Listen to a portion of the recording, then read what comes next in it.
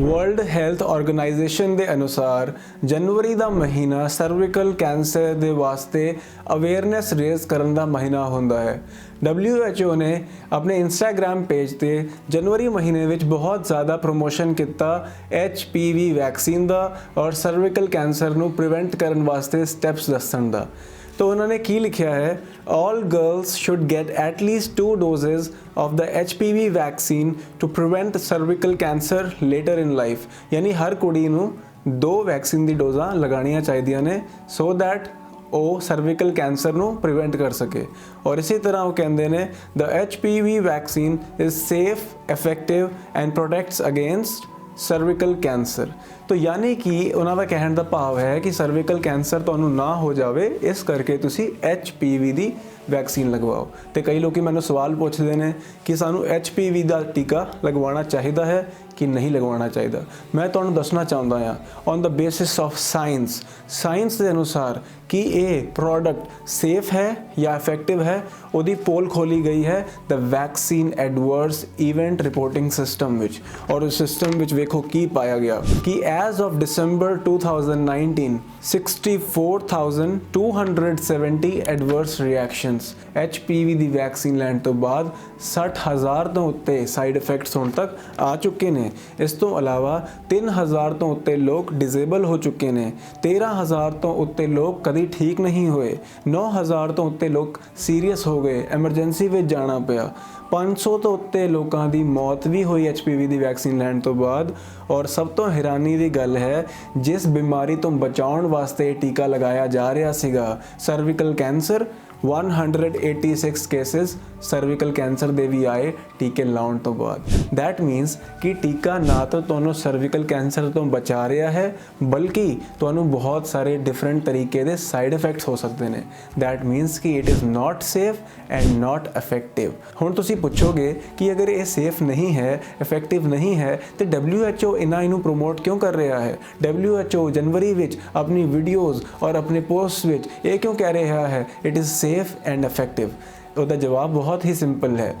WHO the number 1 ਫੰਡਰ, ਸਭ ਤੋਂ ਜ਼ਿਆਦਾ ਪੈਸਾ WHO ਨੂੰ ਮਿਲਦਾ ਹੈ ਦਵਾਈਆਂ ਦੀ ਕੰਪਨੀਆਂ ਤੋਂ। ਔਰ ਦਵਾਈਆਂ ਦੀ ਕੰਪਨੀਆਂ ਤਾਂ ਹੀ ਪ੍ਰੋਫਿਟ ਕਮਾ ਸਕਦੀਆਂ ਨੇ ਜੇ ਤੁਸੀਂ ਟੀਕੇ ਲਗਵਾਓਗੇ। ਔਰ ਤੁਸੀਂ ਟੀਕੇ ਤਾਂ ਲਗਵਾਓਗੇ ਜਾਂ ਤੁਹਾਡੇ ਦਿਮਾਗ ਵਿੱਚ ਬਿਮਾਰੀਆਂ ਦਾ ਡਰ ਪਾਇਆ ਜਾਏਗਾ। ਔਰ ਇਹਨਾਂ ਡਰ ਦੇ ਪਾਉਣ ਕਰਕੇ ਤੁਹਾਨੂੰ ਇਹ ਟੀਕੇ ਤੇ ਦਵਾਈਆਂ ਵੇਚੀਆਂ ਜਾਂਦੀਆਂ ਨੇ ਔਰ WHO ਵਰਗੇ ਆਰਗੇਨਾਈਜੇਸ਼ਨਸ ਦਵਾਈ ਕੰਪਨੀਆਂ ਦੀ ਦਲਾਲੀ ਕਰਦੀਆਂ ਨੇ। ਹੁਣ ਮੈਂ ਤੁਹਾਨੂੰ ਸਾਇੰਸ ਦੀ ਸਟੱਡੀਜ਼ ਵਿੱਚੋਂ ਦੱਸਦਾ ਹਾਂ ਕਿਸ ਤਰ੍ਹਾਂ ਇਹ ਟੀਕੇ ਸਾਨੂੰ ਖਰਾਬ ਕਰ ਸਕਦੇ ਨੇ। No evidence proves that HPV vaccine can prevent cervical cancer. However, serious adverse reactions are common। और ये स्टडी पब्लिश हुई सी Annals of Medicine 2013 ਵਿੱਚ। और इस स्टडी ਵਿੱਚ ਕੀ ਪਾਇਆ ਗਿਆ? While the world's leading medical authorities state that the HPV vaccine are important cervical cancer prevention tools, clinical trials show that there's no evidence that HPV vaccination can protect against cervical cancer। यानी कि दुनिया ਦੀ ਵੱਡੀ medical authorities ਤਾਂ ਇਹ ਗੱਲ ਕਹਿੰਦੀਆਂ ਨੇ ਕਿ ਇਹ ਟੀਕਾ ਤੁਹਾਨੂੰ ਬਿਮਾਰੀ ਤੋਂ ਬਚਾਏਗਾ, ਪਰ ਸਾਇੰਸ ਇਹ ਗੱਲ ਕਹਿੰਦੀ ਹੈ there is no evidence, ਕੋਈ ਪ੍ਰੂਫ ਨਹੀਂ ਹੈ ਕਿ HPV ਦਾ ਟੀਕਾ ਤੁਹਾਨੂੰ ਸਰਵਿਕਲ ਕੈਂਸਰ ਤੋਂ ਬਚਾ ਸਕਦਾ ਹੈ। ਹੁਣ ਆਪਾਂ ਕਰਦੇ ਆ ਅਗਲੀ ਗੱਲ। So 10% of women taking HPV vaccine had an emergency room visit or were hospitalized in the following 42 days। और ਇਹ ਸਟੱਡੀ ਅਪ੍ਰੈਲ 2016 ਦੀ ਹੈ। ਇਹਦੇ ਵਿੱਚ ਕੀ ਦੇਖਿਆ ਗਿਆ ਕਿ ਜਿਹੜੀ ਮਹਿਲਾਵਾਂ ਨੇ HPV ਦਾ ਟੀਕਾ ਲਗਵਾਇਆ ਸੀ ਉਹਨਾਂ ਨੂੰ 42 ਦਿਨਾਂ ਵਿੱਚ 42 ਡੇਜ਼ ਦੇ ਵਿੱਚ 10% ਮਹਿਲਾਵਾਂ ਨੂੰ ਹਸਪੀਟਲਾਈਜ਼ ਹੋਣਾ ਪਿਆ ਜਾਂ ਫਿਰ ਐਮਰਜੈਂਸੀ ਡਿਪਾਰਟਮੈਂਟ ਵਿੱਚ ਜਾਣਾ ਪਿਆ। ਸੋ ਲਗਭਗ 1,95,000 ਮਹਿਲਾਵਾਂ ਨੂੰ ਇਹ ਵੈਕਸੀਨਾਂ ਲੱਗੀਆਂ ਸੀਗੀਆਂ ਔਰ 1,95,000 ਵਿੱਚੋਂ ਲਗਭਗ 19,000 ਮਹਿਲਾਵਾਂ ਨੂੰ ਵੈਕਸੀਨ ਲੈਣ ਦੇ 42 ਦਿਨਾਂ ਦੇ ਵਿੱਚ ਐਮਰਜੈਂਸੀ ਡਿਪਾਰਟਮੈਂਟ ਵਿੱਚ ਭਰਤੀ ਹੋਣਾ ਪਿਆ। ਕਿਉਂ ਹੋਣਾ ਪਿਆ?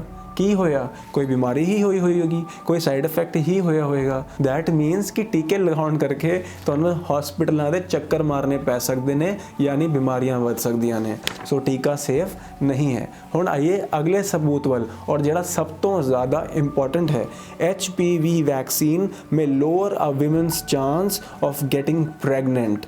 It is associated with premature ovarian insufficiency.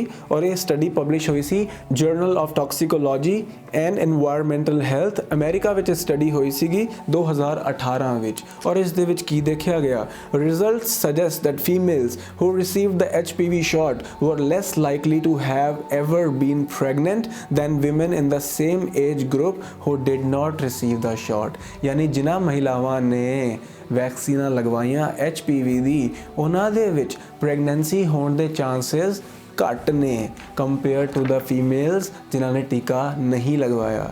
ਸੋ ਇਹ ਦਵਾਈ, ਇਹ ਟੀਕਾ ਤੁਹਾਨੂੰ ਕੈਂਸਰ ਤੋਂ ਨਹੀਂ ਬਚਾ ਰਿਹਾ, ਬਲਕਿ ਤੁਹਾਨੂੰ ਇਨਫਰਟਾਈਲ ਯਾਨੀ ਬਾਂਝ ਬਣਾ ਸਕਦਾ ਹੈ। ਇਹ ਵੀ ਇਹਦਾ ਸਾਈਡ ਇਫੈਕਟ ਹੈਗਾ।